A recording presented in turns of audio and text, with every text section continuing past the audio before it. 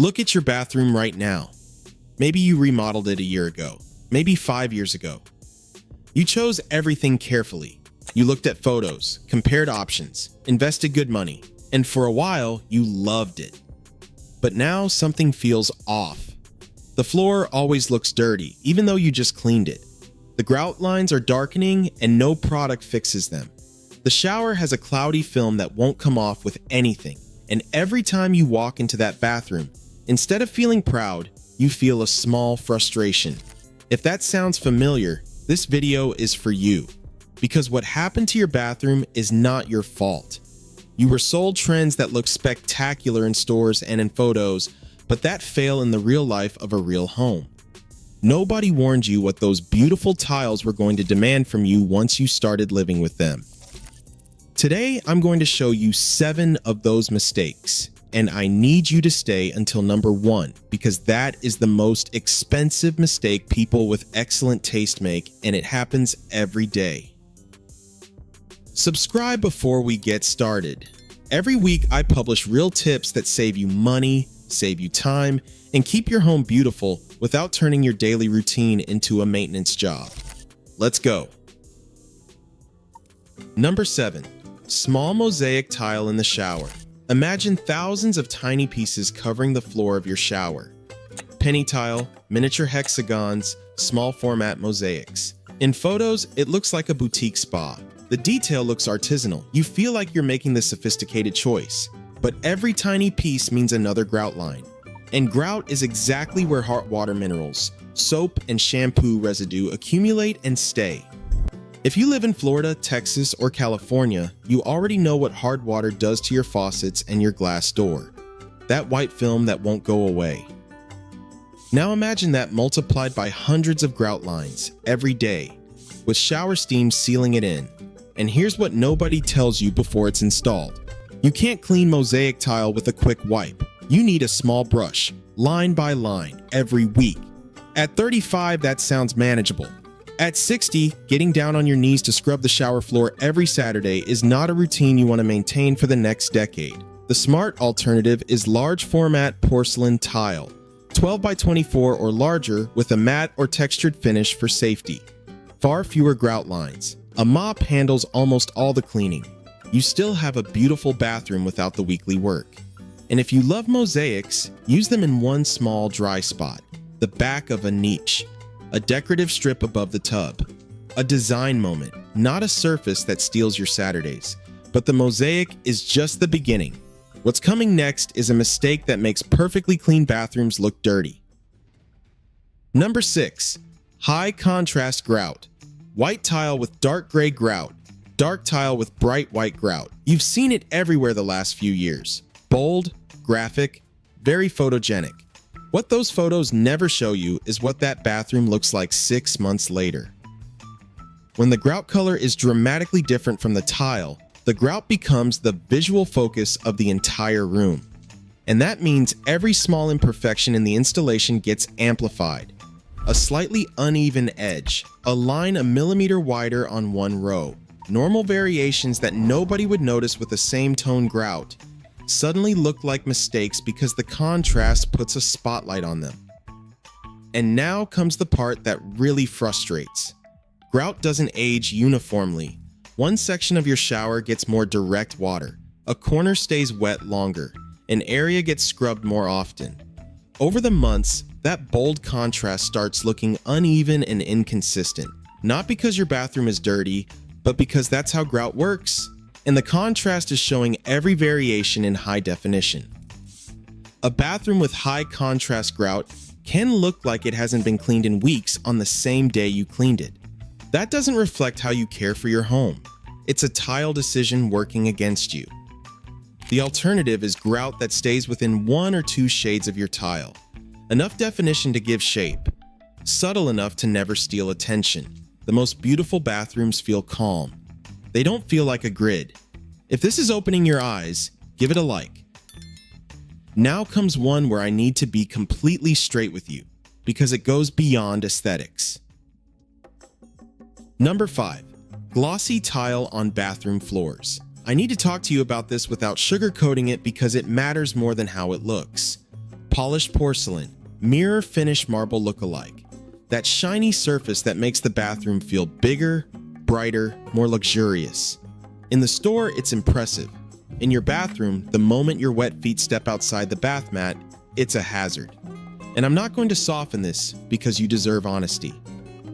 Bathroom falls are one of the leading causes of serious injury for women over 55. A beautiful floor that becomes slippery with water is not a luxury decision. It's a risk that lives in your home every day.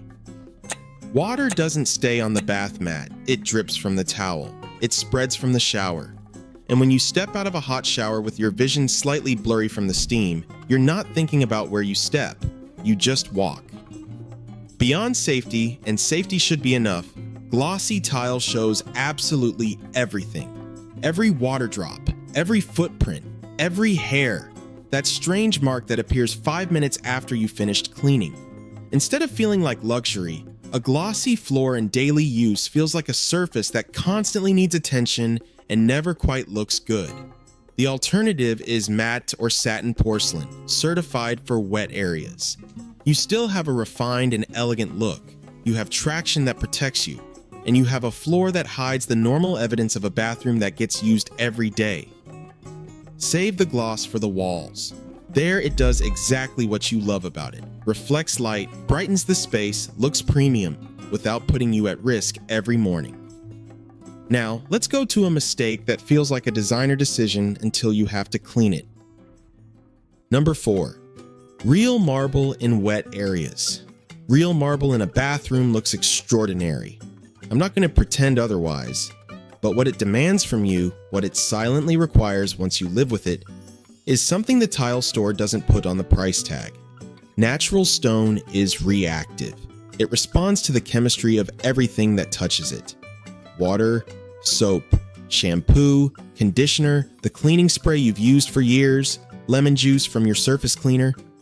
Many products that are completely safe on ceramic or porcelain will stain, dull, or damage marble, sometimes immediately, sometimes slowly over months. A lot of people think sealing solves everything. Sealing helps. It slows the damage, but it doesn't turn marble into porcelain.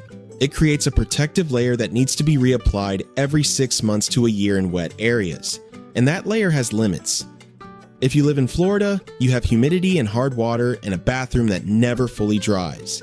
If you live in Texas, you have water with high mineral content that settles on every surface. All of those conditions work against natural stone every day. The result is what happens slowly and then all at once. Dull spots, acid marks, color variation, that uneven look that no amount of cleaning fully fixes, because the stone itself changed. The smart alternative is marble look porcelain. The technology today is genuinely beautiful. The veining, the depth, the natural variation. You get the visual without the vulnerability. A bathroom that looked expensive on day 1 but looks worn at year 3 is not a luxury bathroom. It's an expensive regret. What's coming now is a mistake that feels like a designer choice until you have to clean it. Number 3. Deep texture tile in the shower. Fluted tile. Wave tile. 3-dimensional patterns on shower walls, the shadows. They look genuinely expensive. The movement, the depth, the personality. In a photo, it's impressive every time. In a shower that gets used every morning, it becomes a cleaning commitment you can't get out of. The grooves that create that shadow effect are the same grooves that collect soap residue, hard water minerals, and steam. The deeper the groove, the more surface area there is to collect, and the harder it is to reach with a cloth or sponge. You stop cleaning the wall of your shower and start cleaning each individual ridge. That's not hard once, it's hard forever. And the most frustrating part is this: the buildup settles in the low points of the pattern, exactly in the valleys that create the beautiful shadow effect. So as the residue accumulates, the crisp shadows flatten out. The tile starts looking dull, not dirty exactly, diminished, nothing like how it looked when it was installed. What made you fall in love with it is exactly what daily use is erasing. If you love texture, use it outside the direct water zone, a decorative wall in a dry area, an accent section well above the shower. Choose subtle movements, soft matte surfaces, artisan looks with gentle variation that give dimension without deep grooves that collect residue. You still have a designer bathroom, just without the Saturday project. Now we get to the last two, and these are the ones that cost the most money and are the hardest to reverse. Number 2. Tile with an overloaded pattern. There's something design content almost never says out loud. A bathroom can feel visually exhausting, even when it's perfectly clean, and that subtle visual stress affects you every time you walk in, without you necessarily being able to identify where it's coming from. Encaustic tiles, bold geometric patterns, vintage designs with strong colors. In the right context, with the right restraint, they can be genuinely beautiful. The problem is when the pattern takes over the entire room. A floor with a heavy pattern, plus a loud tile in the shower, plus bold hardware, plus a strong vanity.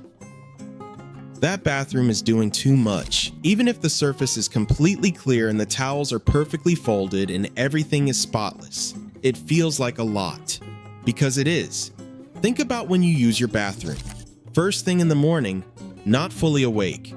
At the end of a long day when you're exhausted. In the middle of the night. Those are not moments when you want your environment demanding visual attention. Bathrooms need to feel calm to feel like rest. There's also a longevity problem. Strong patterns date themselves, not because they become ugly. Many are genuinely beautiful, but because they anchor themselves to a specific moment in design history. You can walk into a bathroom with a certain tile pattern and know almost exactly what year it was remodeled. And practically, every future update has to negotiate with that floor. Want to change the vanity? The tile is dictating your options. Want to repaint? The tile is already deciding your palette. Instead of choosing what you love, you're designing around a decision you made years ago. Pattern works as punctuation, not as the full sentence. One pattern moment, a powder room floor, the back of a niche, a framed panel surrounded by surfaces that give it room to breathe. That's how a bold tile reads as intentional instead of overwhelming. And now, number 1. This is the most expensive mistake of all, and it happens to people with the best intentions and genuinely good taste. Number 1. The tile salad. One tile on the floor, a different one in the shower, a third one as a decorative strip on the wall, a fourth inside the niche, a decorative border, an accent wall in something completely different, and each individual choice on its own was beautiful. Each one looked right in the moment. But bathrooms are small rooms, and when every surface of a small room is making a separate statement, the room doesn't look personalized. It looks like the sample display of a store where nobody edited anything. Your eye has nowhere to rest. There's no visual anchor, no hierarchy, nothing that reads as a considered decision. The room feels busy even when the surface is empty, and it ages fast, not towards something timeless, but towards something that announces the exact year it was installed. Now think about the practical problem that comes years later. If a tile cracks, if a plumbing job requires opening a wall, if any section needs repair, you're trying to match 4 or 5 different tiles. Each one may be discontinued. Each one aged differently in color and finish. That patch is going to show, and there's nothing you can do about it. The rule that truly expensive bathrooms follow is this: 2 tiles, one main tile that carries the space, calm, timeless, generally larger format for walls or the main surface, and one accent tile that adds a single moment of personality, used in one intentional contained spot. The back of a niche, a decorative strip, a small section that clearly reads as a deliberate decision. For contrast, change the scale, not the theme. Large format on the walls, smaller format on the floor, but both living in the same color family, the same tonal world. That's how you achieve a bathroom that looks designed and expensive without looking busy. That's how you get a room that still feels beautiful in 10 years. And that is the real definition of luxury in a bathroom. Not doing the most, but doing exactly the right amount and having the discipline to stop there. Those are the 7 tile mistakes I want you to take with you today. Not because I want to limit your options, but because your remodeling budget deserves to work for you for the next 10, 15, 20 years. Not just for the photos you take the day it's finished. The tile store is not going to show you that mosaic floor 8 months after real use. The design blog is not going to photograph that marble shower after 2 years in the Florida climate. The remodel reveal is not going to follow up at year 3. Which of these 7 mistakes do you already have in your bathroom right now? Leave me a comment. Tell me which one it is and how it's working for you. I read every single comment, and your experience helps every other person watching this make a better decision.